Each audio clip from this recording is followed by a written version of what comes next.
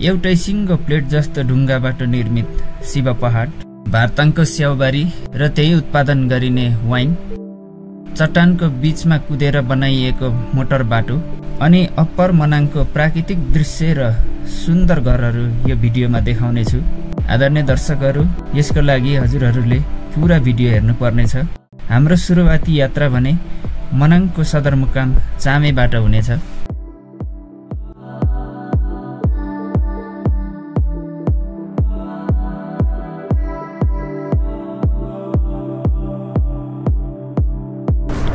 दर्शकहरू, अहिले चाहिँ हामी यो भारताङ भन्ने ठाउँमा आइपुगेका छौँ यात्रा क्रममा। यो पुरै स्याउबारी स्याउै स्याउ छ। अब यतापट्टि पनि स्याउ छ पुरै। यो देखिँदैछ घरहरू, भवनहरू। त्यसमा चाहिँ यही मनाङको ब्रान्ड भनौँ, यही स्याउ चाहिँ प्रशोधन गरेर त्यहाँ मनाङ्गे वाइन निकालिन्छ त्यहाँ फ्याक्ट्रीबाट। तर अहिले चाहिँ अलि यो सिजन नभएको हुँदा मसिनो सानो सानो दानाहरू मात्र लागेछ। पुरै यो देखिँदै गरेको भूभाग चाहिँ जङ्गलभन्दा यतापट्टिको यो फाँट चाहिँ स्याउै स्याउ। भारताङमा आएर खरिद गरी है वाइन, भारताङको स्याउको यस्तो छ 4 आइटमको।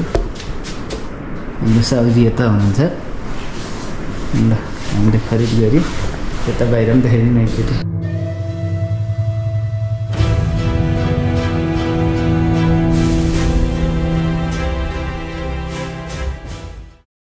यत्रो पहाड छ, यो पहाडको बिचमा यहाँ देख्न सक्नुहुन्छ सानो बाटो छ, एकदम सानो। यो साँघुरो बाटो भएर चाहिँ गाडी मोटरसाइकलहरू हिँड्ने गर्दछ। अप्पर मनाङ जाने बाटोमा पनि यस्तै तरिकाको यहाँ बाटो खनेर बाटो भिरलाई फोरेर भिरको बिचबाट गाडीहरू लाने गर्दछ र हामी पनि त्यहीँबाट जाने हो। हेर्नलाई दृश्यहरू आकर्षक मनोहर देखिन्छन्। त्यत्तिकै नै बाटोको अफरोड त्यत्तिकै नै छ। अहिले आउँदाखेरि सेफ्टी तरिकाले मजाले आउनुपर्ने हुन्छ। यस्तो खतरनाक छ कि यो बाटो, यस्तो खतरनाक छ। यहाँभन्दा तलै मर्स्याङ्दी नदी बगेको छ सरर। अब हामी यताबाट आउने हो, तल्लो मनाङबाट माथिल्लो मनाङ जानको लागि यसरी बाइकहरू ल्याउने गरिदिन्छ। एकदम कठिन। यही भिरको बाटो त्यसरी गाडी बाइकहरू छिराउने गर्दछ। हेर्न सक्नुहुन्छ दर्शकबिनहरू, यस्तो छ यहाँको बाटो अवस्था। त्यसो भएको हुँदा एकदम जोखिमपूर्ण यात्रा छ, तर रमाइलो छ यो बाटो। मौसमहरू यहाँ प्राय सधैँ खुल्ला रहन्छ। एकातिर पहाडलाई खोपेर बनाइएको सानो मार्ग र अर्कोतिर स्वर्ग जस्तो प्रकृतिको चित्र हेर्दा यात्रा कठिनाइ भन्दा बढी उत्साह र आनन्दले भरियो। हाम्रो अगाडि माउन्टेन, यति अग्लो माउन्टेन छ। यस्तो आएर यहाँ एउटै प्लेटबाट बनेको ठुलो ठुलो ठुलो चट्टानबाट बनेको पहाड छ। यसको नाम चाहिँ शिव पहाड भन्दो रहेछ यसलाई। ठ्याक्क यो कैलाश पर्वत जस्तै नै देखिन्छ। यसले गर्दा यसको नामाकरण पनि भएको हुनसक्छ। यसको फेदामा खोला बगेको छ। मर्स्याङ्दीको चिसो हावासँगै खोलाको बताससँगै हामी यहाँ बसिराखेका छौँ। यहाँ धेरै अलमल गऱ्यो भने माथि अब माथिल्लो मनाङ पनि पुग्नु पर्नेछ। त्यसले गर्दाखेरि अब यहाँको एकछिनको विश्रामपछि अब हामी उकालो लाग्ने तर्खरमा।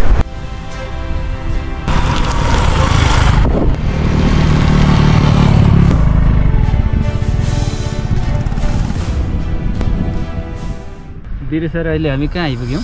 हामी ठ्याक्कै अहिले आइ पिसाङ, मनाङ जिल्लाको पिसाङ। यो पिसाङ भन्छ यसलाई? पिसाङ राम्रो रहेछ है यो ठाउँ। एकदमै हावापानी सबै हेर्दाखेरि हिमालको फेद मुनि बस्ती। हामी निस्याङ गाउँपालिकामा आइपुगेछौँ। यो पिसाङ भन्दो रहेछ यो ठाउँमा। दर्शकहरू हेर्न सक्नुहुन्छ, यस्तो छ है पिसाङ गाउँ। यस्तो राम्रो छ। झन्डाहरू हावाले गर्दा फर्फराइरहेको छ। अनि दर्शकहरू, अर्को कुरा के भने अब यो मर्स्याङ्दी हामी तरेर आएको। मर्स्याङ्दी भन्दा उताबाट अघिसम्म हामी कच्ची बाटो, त्यो पनि एकदम अत्यन्तै अप्ठ्यारो कष्टपूर्ण यात्रा गरेका थियौँ। अब आधी बाटो खोला तरिसकेपछि यो पहाडको फेददेखि खोला हामी तर्छौँ। त्यो खोला तरिसकेपछि यस्तै बाटो तरेर हामी यहाँसम्म आइपुगेका छौँ। हाम्रो गन्तव्य अझ अगाडि भएको हुँदा पिसाङ गाउँलाई पनि छोडेर अझ अगाडि बढ्यौँ।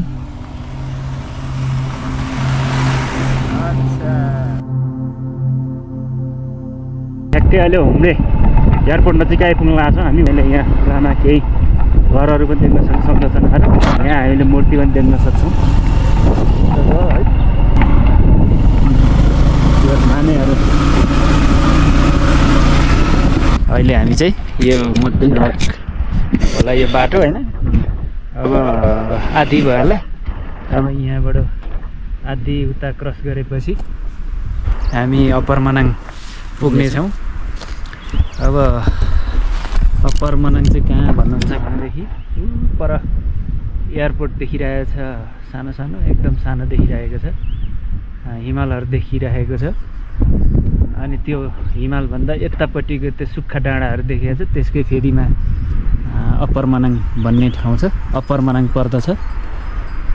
हामी यो ठाउँमा आइपुग्यौँ। अहिले खास त यो मनसुनको सिजन सुरु भइसकेको छ, तर पनि यता यो हिमाली भेक भएको हुँदाखेरि यहाँ हिउँ मात्रै आइपुग्छ, पानी आइपुग्दैन। त्यसले गर्दा यो बाटोहरू यस्तो देख्न सक्नुहुन्छ, पुरै सुक्खा छ। यहाँ एउटा गाडी हिँड्ने हो भने यहाँ पुरै धुलो उड्छ, हुसुसु मरुभूमि जस्तो पनि छ यो ठाउँ। जति अगाडि बढ्यो त्यति अब यो वनस्पतिहरू चाहिँ एकदम सानो सानो सानो सानो हुँदै गएर माथि माथि हराइगएको देख्न सकिन्छ। मनाङ जिल्लाकै एयरपोर्ट यहाँ देख्न सक्छौँ।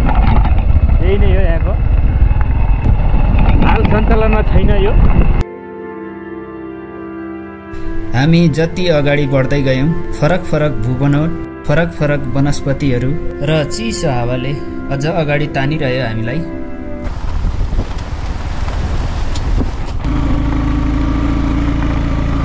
र साथै हामी फाइनल्ली भार्का आइपुग्यौँ। हामी अर्को केही समयपछि अब अप्पर मनाङ पुग्नेछौँ। हामी देख्न सक्छौँ यहाँ भार्का बजार, सानो बजार भए पनि यहाँको वातावरण एकदमै सुन्दर र हरियाली एकदम मनोहर छ।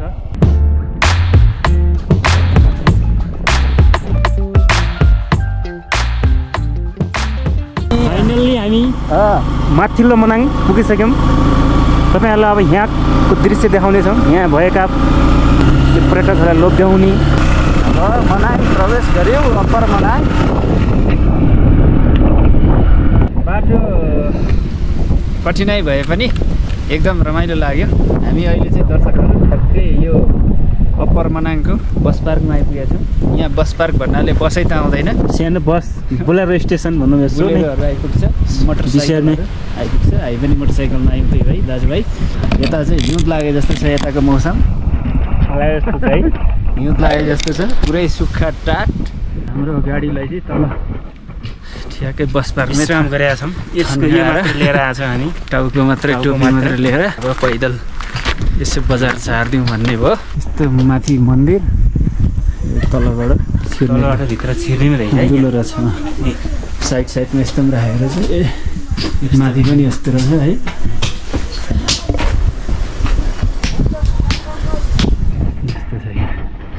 फाइनली दर्शकहरू, यो मेरो पछाडि देखिएको यो जुन बजार छ, यो घरहरू छ, यही हो अप्पर मनाङ चाहिँ यसैलाई भन्छ। हामी तल चामे बजार, मनाङ जिल्लाको सदरमुकाम चामे बजारबाट यो माथिल्लो मनाङ आइपुगेका छौँ। विभिन्न मुलुकबाट आउने पर्यटकहरूको लागि एकदम घुम्न आउनको लागि, एकदम बसोबासको लागि एकदम राम्रो छ। र वरिपरिको दृश्यहरू हेर्नको लागि पनि एकदम राम्रो ठाउँ छ यो। देख्न सक्छौँ हामीले हिमालहरू चारतिर छ।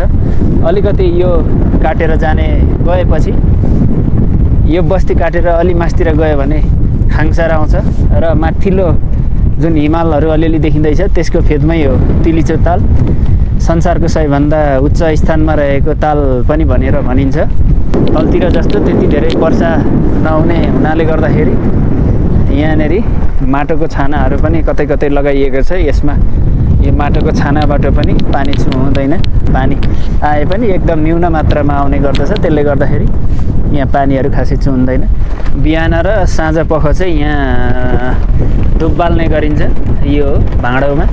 माथिल्लो मनाङको दृश्य चाहिँ यस्तो छ। आदरणीय दर्शक महानुभावहरू, यहाँहरू पनि घुम्न आउनुभयो भने यो ठाउँको मनोरम ठगी छुटाउनै नहुने ठाउँहरू।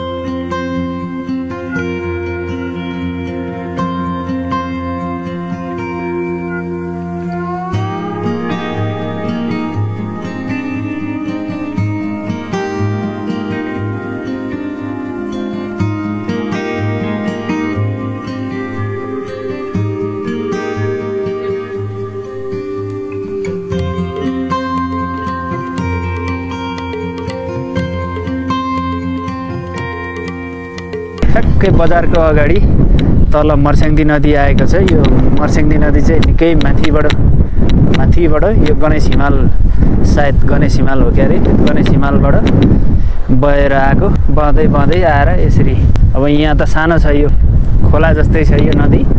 तल जति तल गयो उति ठुलो हुँदै जान्छ यो। यहाँ बाइकमा भन्दा पनि पैदल हिँड्नको लागि नै ठिक छ। यहाँको बाटो चाहिँ यस्तो छ। पुरानो गुम्बा त्यहाँ रहेछ। ल अब हामी गुम्बा प्रस्थान गऱ्यौँ है त। पुरानो डिजाइनको गुम्बा रहेछ। माथि छाना चाहिँ मन्दिर स्टाइलको छ। ठ्याक्क देख्न सक्नुहुन्छ। यता घरहरू पनि माटोको गाह्रो, माटोकै छाना। त्यसपछि गुम्बाको क्षेत्रभित्र पसिसकेपछि यस्तो छ है। आदरणीय दर्शक महानुभावहरू, हामी यसमा खाजा खानेछौँ होटलमा। वनको लसुन छोपल। यो चाहिँ अप्पर मनाङमा आएर खाजा खाने क्रम छ हाम्रो। यो छोप यहाँको लोकल टिमुरको वनको लसुन पनि रे, वनको लसुन एकदम अर्ग्यानिक। कतिको पिरो छ बरु मिलाएर खान्छौँ। हाम्रो यहाँ खाजा खाने कार्यक्रम चलिरहेछ। सबै राष्ट्रको झन्डाहरू पनि रहेछ।